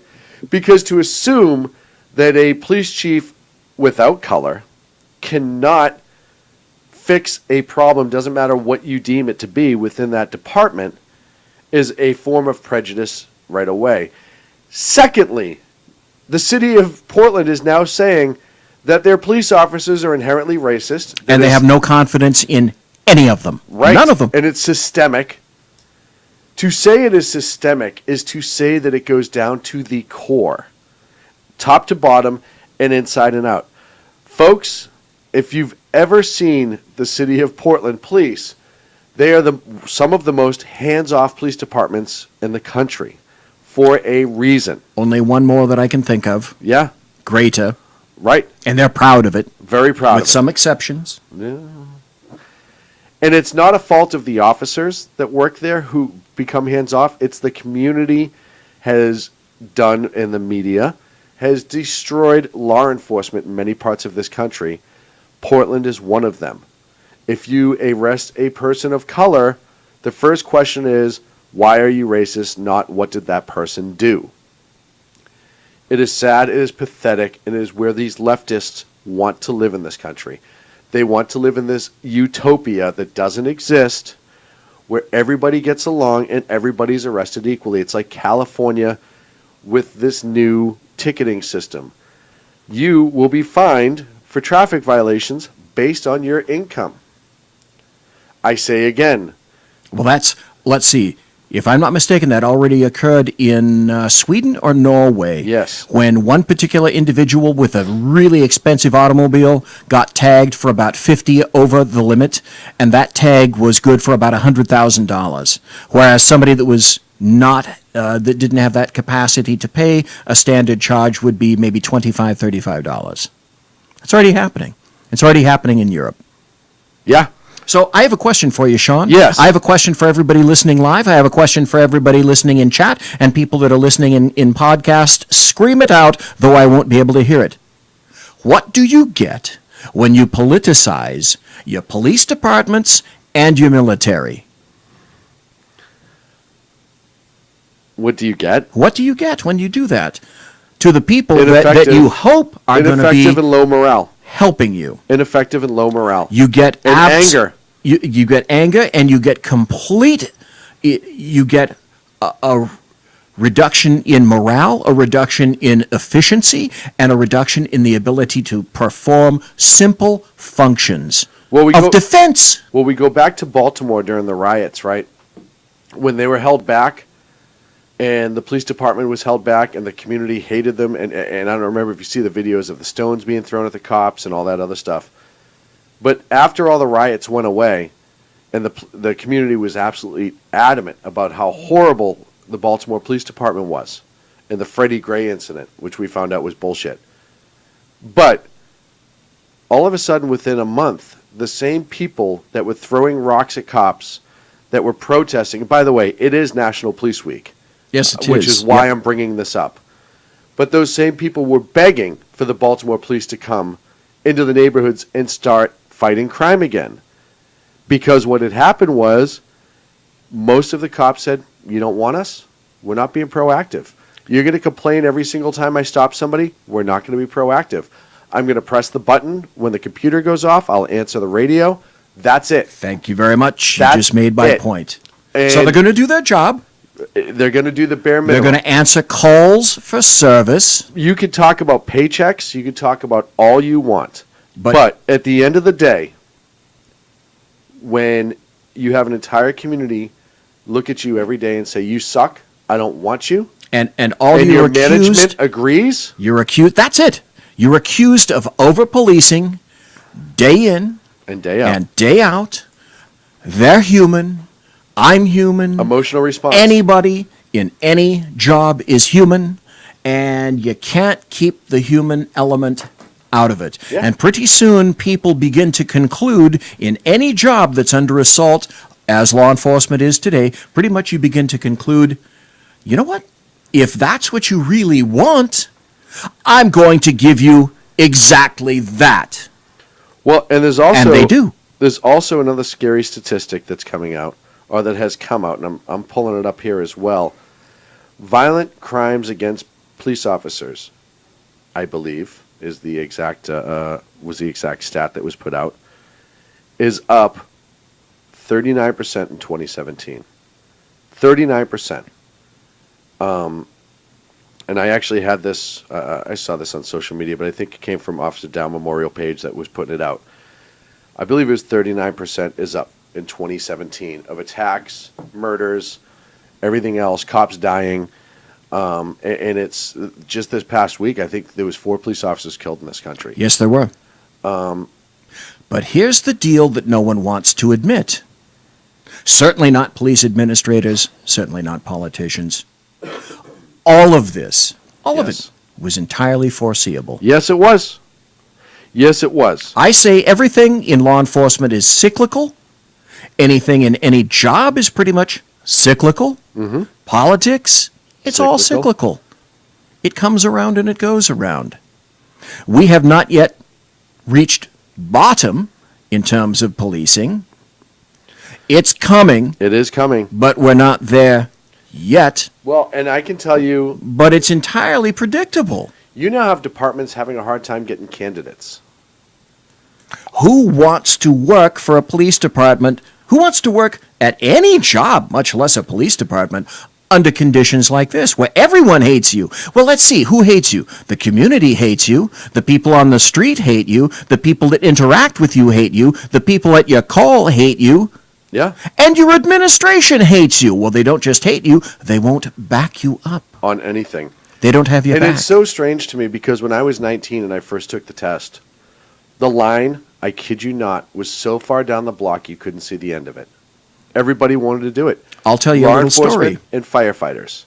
I'll Those lines were always packed. And now you have signing bonuses, you have enhanced vacation, extended days off, all these other things just to get people through the door.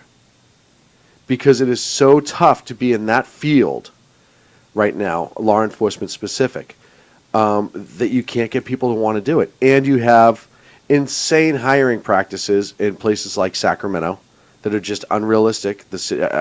I've had numerous friends go through the background in Sacramento that have zero reason to get bounced, but get bounced for the silliest things. Well, that's going to change too. And what you're going to get from that, cyclical, hello, table for one, cyclical, or table for everyone, as a matter of fact, you're going to get rampart Yes. all over again. How did you get, God, people, you truly have historical Alzheimer's. How did we get rampart? We got rampart because we had a difficult time recruiting. Cops, they went rushing, people went rushing to the job in droves. So then what happened? The standards got lowered. Rampart occurred in about 1993, 1994, a little bit into 1995 in LAPD. Now, what do we know about people? And it was internal affairs investigators know this. It's like the holy grail of how things fester and reproduce. And that's this. You have people that were hired under poor recruiting and poor backgrounding in which standards are relaxed. and it's estimated in the IA arena that it takes about average of 3 to 4 years for the average corrupt individual who's in law enforcement to become sufficiently comfortable and knowledgeable with the system before they start gaming the system. So they went back after Rampart and researched the information and discovered that, yes, that's true. The people that were involved in Rampart were people that had been hired under poor backgrounding and crappy recruiting. What a shock. 3 to 4 years prior. Well, it's funny because, and I think you did mention it, as Dan Butcher actually linked me the article I was trying to cite, and it was on shrmedia.com, so that tells you what a great advertiser for shrmedia.com I am. I don't even know what articles are on my own website. When you talk about Rampart, it was one of those outreach programs to hire people from within the communities to police their own communities, which is okay in a lot of circumstances, but in that specific, they were targeting former gang members, quote unquote, people who have had criminal past, which they overlooked because they were turning their life around. How many times have we heard that? And then all of a sudden, the Rampart unit itself was a gang, and they were running enterprise like you wouldn't believe. You know, there's my father was a police officer, but he always told me there's a fine balance in backgrounds. When you're doing a background investigation, there's a fine balance. You don't want the shithead, but you also don't want somebody who's so lily white they've never done anything in the world. You don't want a shrinking violet. Do you want a soldier in your military that can be stepped on? Do you want a cop that can be stepped on that can't make a decision? You want that person who's right in the middle somewhere. Or do you want a cop that is so timid they won't that he or she resorts to deadly force because they have no confidence in any other way to handle a challenging situation, or they don't go to a call. That's terrible, and that's what's happened to law enforcement. So this week is National Police Week. By the way, ODMP, OfficerDownMemorialPage.org. Great source of information. Amazing website. You can donate money if you've never been to if you ever go to Washington, go to the Police Officers Memorial. It's absolutely beautiful. It's breathtaking. Been there, saw it. It was somber. Very, very solemn. I've been there. A number of our offices. I went to go see names of our offices in there. Yeah, it's scary.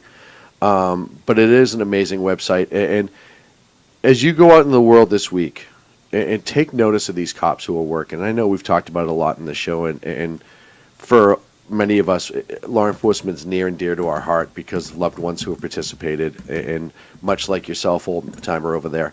Loved ones? Well, pseudo. And I still have many, many, many, many friends who are actively in law enforcement. Just stop and look at the person in the uniform. Don't look at the uniform when you drive by. Let them know that you appreciate their service. Let them know that you understand how hard it is. You know, most of them will not say anything more than thank you and maybe shake your hand because they get embarrassed by it. Because for the average cop, it's not anything that needs thanking.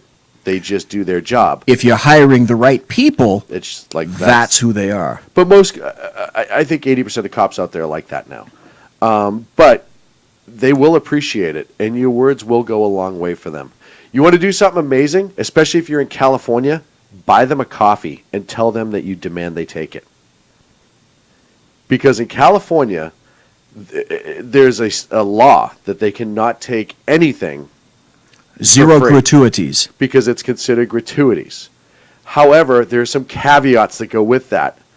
And if you pay for it and they try to give it back to you and you essentially demand they take it and walk away, they can take it. I can remember one time I tried to pay for coffee for a police officer. He said, I don't take gratuities. And I looked at him and I said, that's good because I'm not trying to give you anything but a cup of coffee. And he was befuddled by it. But, you know, take that moment.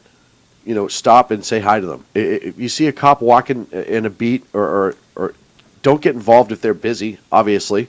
Unless they need help, then by all means get involved. But really take that time to look at that person that's in that uniform, that guy, that gal, and think about their life outside of that uniform, the things they have to carry home with them every night, the things that they've seen that you couldn't even imagine seeing.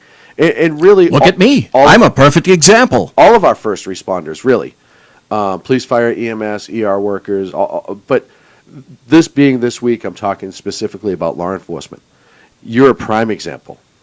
This, ladies and gentlemen, this is what you get after 41 years of that shite. Yeah, he's actually a 32-year-old Puerto Rican guy. That's true. That's true. I was- didn't want to reveal it now, but I can understand And you you were doing 6'1" when you started. Yes, I was. I'm not overweight. I'm under tall. Absolutely. Hey, Dan in chat put this article in, and it's very, very timely right now. And I see we only have 5 minutes left. As always. Here's the headline, and this is from NBC News. Jury acquits Tulsa officer Betty Shelby in shooting death of Terrence Crutcher. A jury on Wednesday acquitted a white Oklahoma police officer in the shooting death of an unarmed black man in Tulsa last year. Tulsa police officer Betty Shelby, 43, had been charged with manslaughter in the September 2016 shooting death of Terrence Crutcher, 40, during an encounter that began with a report of a stalled vehicle. The district attorney's office announced the verdict had been reached shortly after 9 p.m. local time, more than 8 hours after deliberations began, the NBC affiliate reported. The manslaughter trial against Shelby opened May 10th, with prosecutors laying out how the 5-year veteran of the Tulsa Police Department encountered Crutcher. What should have been a routine traffic matter that went too far, they said. Instead, Crutcher's death, another involving an unarmed black man at the hands of police, touched off Black Lives Matter protests and calls for greater transparency from local authorities. That was another one of those calls and those incidents that we said on this show, wait for it all to come out. Yes. And you also have to understand that there's this bizarre popular belief that there has to be a gun in somebody's hands before deadly force that can be used. If somebody in the career, and you know this is better than I, has training, experience, understanding, can see certain things, physically they're at a detriment, as this officer was. I think the guy was like 6'3", 6'4", and she was a very small stature human being. He was reaching back into the car after he made allegations that he had a weapon. He was showing signs of being under the influence of potentially PCP, which he was. All of those signs are bad when you're dealing with that person face to face. Going back to a vehicle, I've asked a million cops this question, and they've all answered the same way. When you're dealing with somebody you're trying to arrest and there's potentially a weapon involved, do you let them go back into their vehicle for any reason whatsoever? And the answer is unequivocally no. Because You have more no often than idea not, what the hell is in there. more often than not, that's where the gun's hidden, is in the car. And if they go into that vehicle, odds are they're going to come out shooting. And all you have to do is get on YouTube and understand how honest that risk is. It comes down to the perception of fear of one's own life. No different than an average human being. If I'm walking down the street and I have a gun on me, and a guy jumps on top of me from behind and starts caving my head off the concrete, and I think I'm going out, I could shoot him. That was what happened with Trayvon Martin. It's legal. You don't have to have a weapon on them. Or if he's just punching me unconscious in the face, and I'm starting to lose consciousness, I know that weapon's on my side could be used against me or anybody else. I have every reason to believe I'm going to die at that moment. Well, again, it's all about common sense and doing the logical Well, that's conclusion. the problem right now. Yeah, I know, that is the problem. We don't have common sense in If this you're a country. police officer and you're being pummeled by somebody, what is it possible in any kind of a conscious individual, thinking, rational human being that would think if they're of the mindset to assault a police officer, what's to say that They won't once kill him. the police officer is unconscious, they'll stop right there, walk away, and not go for the officer's gun? And there's been numerous times that gun has been taken. So I ask you this week, take that time to look at that person inside the uniform. Don't look at the uniform. See that father, that mother, that husband, that wife, that sister, that brother, that cousin, that best friend. See the person that's in that uniform. They may not be perfect, and they aren't. But 99.9% of them are out there for the perfect reason, and that's to serve their community and enforce the law. And to all of the police officers and law enforcement in this country, from the Sackheads Radio Show and SHR Media, we thank you for your service. And again, We back the blue. we absolutely back the blue. You retired old bastard, and I appreciate your service as well. Folks, that's it for the Sackheads Radio Show live from the SHR Media Network, the global headquarters of SHR Media, right here in sunny, allergy-filled Sacramento, California. Tomorrow night, 8 p.m. Pacific time, you have the Bloviating Zeppelin right here at shrmedia.com. Fingers crossed and the phone works. We're having Pat The Dollard. phone will work because it's not Mambas. I can promise you that. We'll Good be point. back next week. Going to be some big changes coming up to SHR Media. We're working on it right now. We'll start announcing as it's going on. Also, High Plains Pundit Talk Radio is back on Dan's website, High Plains Pundit. Make sure you check it out. There's some awesome shows on there as well. And of course, our good friends over at TECN, who are going to be making the jump here soon to Internet TV. We wish them the best of luck as well. That's it for us. We'll see you next week, and thanks for hanging out with us here on the Sackheads Radio Show.